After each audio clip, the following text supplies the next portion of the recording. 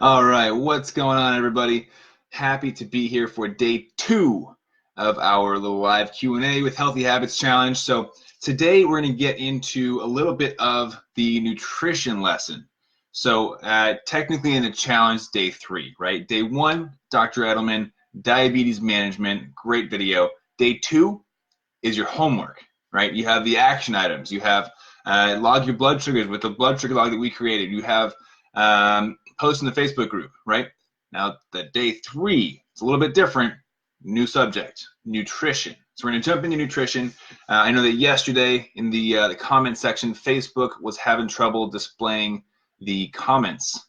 So I was not able to answer comments live. So hopefully today it's a little bit different. If not, per usual, just comment below and let me know if it's a replay or not. I will get back to those comments usually within 24 hours. Okay. So as a quick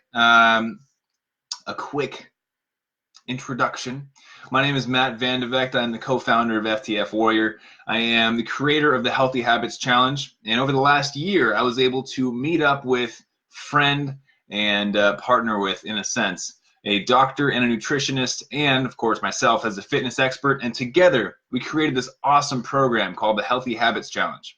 Now inside this program, it's a free resource for people living with diabetes to learn more about diabetes management, tips and tricks, to learn more about nutrition, which is today's lesson, and about how different types of foods affect our blood sugars and how we can plan ahead better. And then of course at the end, how exercise and diabetes mix, okay? So this resource was brought to you by FTF Warrior. And at the end of this little lesson, at the end of this call, you might see a button or a link. We would love to see what you guys think of the program or of FTF Warrior in general, and drop us a review on Facebook. So if you go to FTF Warrior's page, you'll find a review section there. We'd be very appreciative to hear your thoughts on all of this. So with all that being said, I am a certified personal trainer and nutritionist. However, I am not a doctor. So everything that I say, it is not medical advice. Go talk to your doctors if you want to make changes to your medical regime, if you want to, your regimen, if you want to switch up your diet, your insulin, your oral medications, any of that stuff, you should run it by your doctors first. I am here to simply let you know a little bit more in depth what your doctors may have forgotten to tell you, right? Because they got a lot on their minds. I get it. But unfortunately, they cannot give you the individualized care and attention that you need, and that's where I come in. That's where FTF Warrior comes in. We bring you that detail level of here's exactly what's going on, here's why, and here's how you can better prepare to get those stable blood sugars and get control over your life again. Get back to living with peace of mind and get that spontaneity back, that adventure, and that love for life. And that is our goal here at FTF Warrior. So we got a few people on. Hey, Tony, what's going on? And today, so like I said, we're jumping into nutrition. Another one of my passions. I love talking about food. I wish I loved to cook a little bit more. I'm not a huge fan, mostly because of the time that it takes out of my schedule. Back in the day, college and post-college, I used to enjoy cooking a lot more, and I think it's because I had a lot more downtime, right? Less responsibilities to worry about. And my wife's always like, what happened? You used to cook for me. And I'm like, I know. But I want to give you guys some tips and tricks on how food is going to affect your blood sugars and which ones are good, which ones are bad, how you can still have the quote-unquote bad foods and still see good blood sugars, and we'll chat a little bit about that. So if you guys have any questions throughout the live Q&A, or if you're watching a replay of this, drop a comment, drop your questions. I will do my best to get to them either during the live if they are pertinent to the subject at hand, or at the end. Okay, and if I don't see them, I'll come back and comment later. So I'm gonna get a swig of water and we'll jump in with the story. All right, so back in the day, I was not the best diabetic. I'm just gonna be upfront with you guys. I did not test my blood sugar. I did not care what I ate. I did not care what my blood sugars did. In fact, I would say I definitely fell into the category of ignorance is bliss. I pretended my diabetes did not exist, okay? And unfortunately, my blood sugar suffered as a result. It was not ideal. My doctors were not happy with my method at the time. I would go months without testing my blood sugars if I could. There were times in my life where I didn't even know where my blood sugar tester was. I remember this one time my mom called me. I was living in New York at the time. I'm from San Diego. That's where I currently am. And she called me when I was in New York and said, "Hey, Matt, just want to check in, let you know we love you, and how's your diabetes going?" I was like, I don't know, good, I guess. She's like, "What do you mean?" And I'm like, "Well, I mean, I haven't like tested my blood sugar recently. It's been a little while." And she's like, "Oh, why not?" I'm like, "Well, I don't really know where my blood sugar tester is." She's like, "Oh, uh, why not?" Just like, "Well, I don't really care." And it just kind of, I had this mindset where I was like, you know what, if I push it off, if I pretend that it doesn't exist, then it doesn't exist. And I can just live my life. I can enjoy eating and exercising and friends and family and whatever. Nothing is going to get in my way. And so, I'd see numbers when I occasionally would check. It'd be up in the 300s, 400s. I'd see other times when it was in the 40s, the 50s, right? It's just all over the place. Not fun. And through ignoring my diabetes, I knew subconsciously, probably, that I was damaging my body. But at that time, I just didn't care. I didn't care, guys. And maybe attribute it to I was just some wild college kid trying to live his life and fit in, right? On the outside, I did just want to fit in. I didn't want to be different. I was insecure enough, right? Just trying to find my place in the world. And I didn't want to stand out or be seen as different or weaker or anything like that. But, on the inside, ultimately, I just wanted diabetes to go away. I didn't think it was fair. I hated that this was part of my life. I did feel that it made me weaker. It's just not a fun thing to talk about or to have or to deal with. And so on the inside, I was, if I'm being honest with you, a little bit scared, a little nervous that I've got this new thing in my life that makes me feel different, that makes me feel vulnerable, and that could potentially shorten my life, right? And diabetic complications are this big thing that I was talked about or told about, and it was a scary time for me. And so I knew that I wanted to take care of it enough, but I didn't have a deep desire to take care of it to the level that I should, if that makes sense. And so, I hit this wall eventually, as most of us do, where there was this time in college, right, where, and this is a relatively consistent habit, I would eat whatever I wanted. And that's kind of the college way, right? But as someone living with type 1 diabetes, you should at least count the carbs or like figure out how much insulin you should give. I would just guess, right? It's 10 units of insulin, 5, right? Just random numbers. I thought I had a decent idea of it, but I would eat burritos, like big, hunky burritos, like 11 o'clock at night.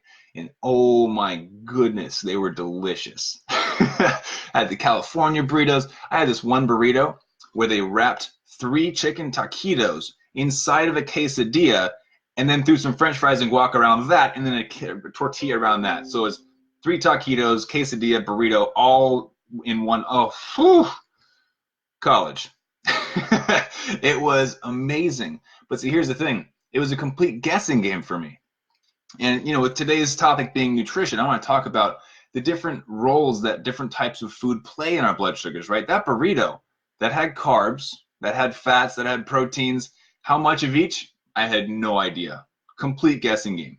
And I paid for that. You see, I realized the next day, I was on the rowing team at San Diego State. I was a collegiate athlete, and that's actually when I was diagnosed with type 1 diabetes, was in college. And we go out into the water like any other normal day. It's 5 a.m., right? Getting in the boats at 5 a.m., rolling out. And about halfway through practice, my hands started to get really shaky. I started sweating a bunch, and me just being ignorant, I thought that it was just part of practice, right? We're working hard. We're rowing, we're racing, and it feels like I'm exhausted from the exercise. But then after the sweats start coming, the shakes start coming, I'm like, wait, this is shaking a bit more than normal. And then all of a sudden, the world starts to kind of get fuzzy, blurred vision, a little bit dark, right? I'm like, oh, my tongue feels weird. Like all these different symptoms.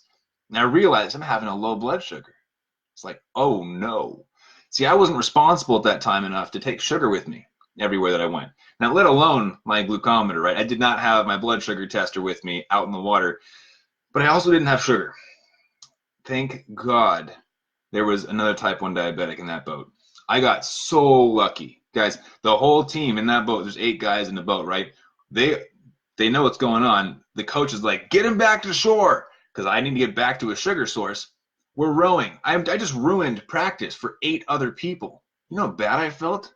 They're rowing, they're working hard while I'm sitting in the boat kind of like fading away.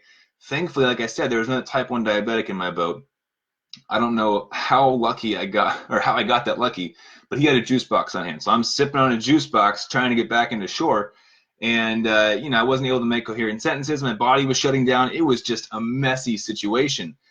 And that was kind of my wake-up call, right? I realized after getting back on shore and, there were some snacks in the boathouse. I had some Cliff Bars and got my blood sugar back up. But I realized in that moment that I had been ignorant for far too long and that this thing was real. And no matter how badly I wanted to ignore it and fit in and pretend that nothing was different, something was different, right? I didn't know how much insulin I should be getting in my meals. That wasn't the first time that I went low. I've been high with my blood sugars a lot before that too, right? My blood sugars were all over the place. But I wouldn't know that because I didn't test. I didn't prioritize my life, and so I didn't take care of my diabetes as a consequence. And then, of course, I see those low blood sugars, those high blood sugars, and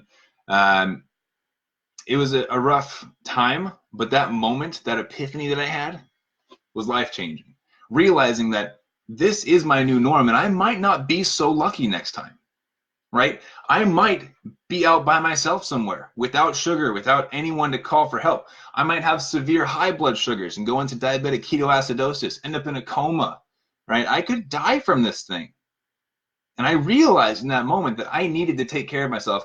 I needed to do things like study food, understand what I'm eating and how that pertains to my blood sugars. So I came up with a plan. It's like, all right, I'm going to figure out what the heck a carbohydrate is. What the heck is a fat? Are there good fats? Are there bad fats? Can I just eat pizza all the time? I want to learn about proteins, right? And of course, the carbs came first. That's kind of what we're taught, right? The doctor's office, they say, hey, watch out for carbs. And they send you home. And that's the extent of it. So I was like, all right, I got to learn about these carb things. And all I know so far is that they're delicious and I love them. But apparently, I need to match up my insulin with the carbs, and I have to pay attention to how much food I eat and what time of the day I eat my food. And oh my gosh, okay, it's starting to get a little bit stressful thinking about everything I have to take into consideration now. But I had a plan. So I decided I'm going to start learning about this. I'm going to Google some stuff. I'm going to talk to my medical team and figure out what I could do to tame this beast of a disease. And of course, you're supposed to be able to go to your medical team, right? Especially with nutritional questions. I remember going to see a dietitian, and I get to the office, I have my appointment and say, okay, what can I eat? And they're like, well, you can't have sugar. You can't really have carbs. I was like, wait, what? But I love those. I love eating carbs. but I love sugar, right? Like, how am I supposed to stick to this new meal plan that you got when I love the things you're telling me I can't have? So I got a second opinion. I went to a nutritionist and I said, hey, tell me what I can and can't eat. And they said, everything in moderation. I was like, okay, that's better. But why do you guys have separate opinions, right? There should be one gold standard, right?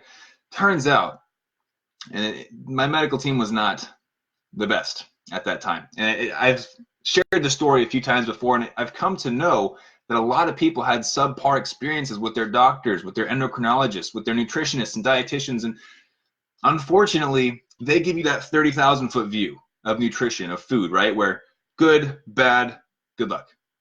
And they don't go any deeper. And that is where the issue is rooted. Realizing that we are all unique. We all respond to food differently. There's this thing called your gut, and it responds differently to different types of food as you digest it. There's a lot of different stuff inside of us that reacts to food, right? We have allergies. We have different foods that we respond better to as far as we feel. We have more energy or less energy. We feel slow and tired, or we feel energized. Food has a massive impact on us, and it's not fair of our medical teams to just give us this blanket statement. These are bad for all diabetics. These are good for all diabetics. And then say good luck, right? And so I realized in that moment that I needed to be the one that took on this project, that became my own best advocate, right? I needed to be the one that causes change. And unfortunately, I couldn't go to my medical team for that. So I had to become this lab rat for myself. I had to go through and look at what different foods I wanted to eat, look at what foods did to me and my blood sugar, which ones caused me to skyrocket over 300, right? Which ones caused me to stay nice and stable. And it was through this journey, honestly, it's been a decade that I've been researching and going through trial and error and studying this stuff. But through that journey, I have discovered things that work, right? And I've discovered something really interesting that that shows that we are all affected slightly different. We have different responses where I might be able to eat oatmeal, but somebody else goes and eats oatmeal and they shoot up to 400, right? And so we all respond differently, but there are a few blanket statements. And I want to share a few of those with you. So, for example, carbohydrates, right? We're taught initially from our doctors, the guys that are supposed to know everything, that carbohydrates are the devil, right? You can't have carbs if you're diabetic, or if you do, limit them severely. Well, it turns out carbs aren't that bad for you. You just got to pick the right ones, right? There's two different types of carbohydrates. We're going to dive kind of deep right now. I'm going to try and make it quick. In fact, tomorrow in my coaching program, we're going pretty deep into nutrition, and I'm really excited for that one. We get really granular about it. But the blanket statement is carbohydrates. There are two different classifications. We have our simple sugars, simple carbs. We have our complex carbohydrates. Simple, things like Halloween candy, juice. Those are pretty much the greatest examples I can give you, actually. Things that cause blood sugars to spike immensely. Those will cause a blood sugar spike in everyone. The other option is complex carbohydrates, or, to simplify it, carbohydrates that contain fiber. Think about your vegetables, right? Sweet potatoes, spinach, kale, broccoli. These all have tons and tons of fiber. Complex carbohydrates are going to absorb a lot slower into our bodies, causing a more stable blood sugar. You are less likely to spike to a high blood sugar if you stick to the complex carbs. So look for foods that have fiber in it. And I know that in the lesson, Taylor goes through from today's, or day 3 if you're in it, she goes into how we can search for foods with fiber, right? We want the whole foods, not refined. That is how you're going to find those stable blood sugars while eating carbs. So it's completely possible to eat carbs, okay? Just letting you know, it's possible. I do it every single day, and I love it. Now, in the second discovery that I had, fats. Are there good fats? Are there bad fats? There are. Quick overview: saturated, bad; unsaturated, good. Got it? Okay, we're gonna move on. There's good cholesterol, bad cholesterol, right? We have HDL, LDL. HDL is the healthy one. I just like to pretend that the H stands for healthy. It doesn't, but it helps you to remember HDL is good. Now, with the fats and blood sugars, fats mixed with carbs, that's a dangerous game to play, because fats, and we're getting pretty detailed. I wasn't planning on doing this. The fats are going to slow the absorption of the carbohydrates, which is good initially, but it also means that if you see a rise in blood sugar later on, it's going to be a stubborn high blood sugar. It's going to be really hard to get rid of that. Fats by themselves, very minimal effect on blood sugars. However, the more fat you consume, the more at risk you are for insulin resistance. Just going to throw that one out there. It's kind of a little bonus for you. Sprinkle the bonuses on, okay? Now, the last thing I wanted to hit was proteins. And I see we got a comment from Kathleen, says, thanks for being honest. Absolutely. I am always honest and open and vulnerable. I love sharing my stories. I'm not perfect, right? Nobody is. So with proteins, this is a real fancy word that I'm going to break down for you. Gluconeogenesis. Okay, essentially, this means that protein over time is broken down into glucose. Glucose sounds familiar, doesn't it? Glucose is inside of our body, and it's what our body uses for energy. So when we eat carbohydrates, they get transferred into glucose. Proteins, at a slower rate, are also transformed into glucose, and it's not all of the protein, but it's some of it. So what this means is if you have an entire plate full of proteins, chicken breast, turkey, beef, whatever it is, initially you're going to see stable blood sugars. You're going to be like, all right, I got this thing. But hours later, it'll start to rise. And you'll be like, what's going on? I haven't eaten food in 3 hours. Why is my blood sugar going up? It's not fair. And you're not going to realize it's because of the proteins. So you see, there are the 3 macronutrients, right? The carbs, the fats, the proteins. They all affect blood sugars in their own ways. So this is an introductory lesson. I could go on for hours. I'm a fitness nutrition specialist, right? Like I have a lot of nutrition knowledge and I love talking about it, but I don't want to bore you if you're not into it. So this is the overview. If you're looking for more detailed stuff, we got a fun announcement for you guys tomorrow. But until then, carbs are associated directly with the spike. Fats, slow the absorption of the spike. Proteins, super slow absorption, but then will eventually cause a rise. That's your 30,000-foot view, okay? Carbs have the most direct impact, which is why doctors think that they're the devil, but they're not. You just got to eat smart, okay? Seek out carbs that have fiber. Look for the fiber, the complex carbohydrates. So you can look on the nutritional labels on the back of your foods, your favorite foods. Look to see if they have high fiber. In most cases, your favorite foods probably don't have high fiber. But have a look for those. They're going to help a lot. Now, of course, oh, Tony says that info is so very useful. Awesome, Tony. Glad to hear it. So, along this whole journey of mine where I learned about the carbs, the fats, the proteins, having my mind blown over years of research, years of trial and error, right? There was an achievement at the end of the road, but it took a lot of work. It took a lot of documentation, keeping things consistent. Like I mentioned, in the beginning, I was what you might call a bad diabetic, right? Like I did not care about my blood sugars. I didn't care about complications. I didn't care about anything. All I cared about was me having a good time in college and not worrying about that, right? I'm going to go and study and hang out with my friends and go surfing and just enjoy life and not worry about diabetes. And it took me a couple of years of living like that before I finally realized if I don't get my act together, I'm going to have to deal with diabetic complications, neuropathy, blindness, kidney failure, death, right? These are all very real for people who do not take care of their diabetes. Very real. Now, I'm lucky that I figured it out before that became my reality. But who knows how close I was, right? I was living dangerously. And you might be too.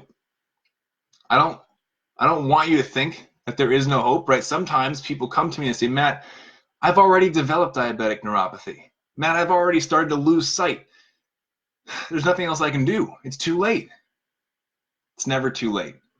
Number one, there are a number of diabetic complications that you can reverse with good blood sugars. There's hope.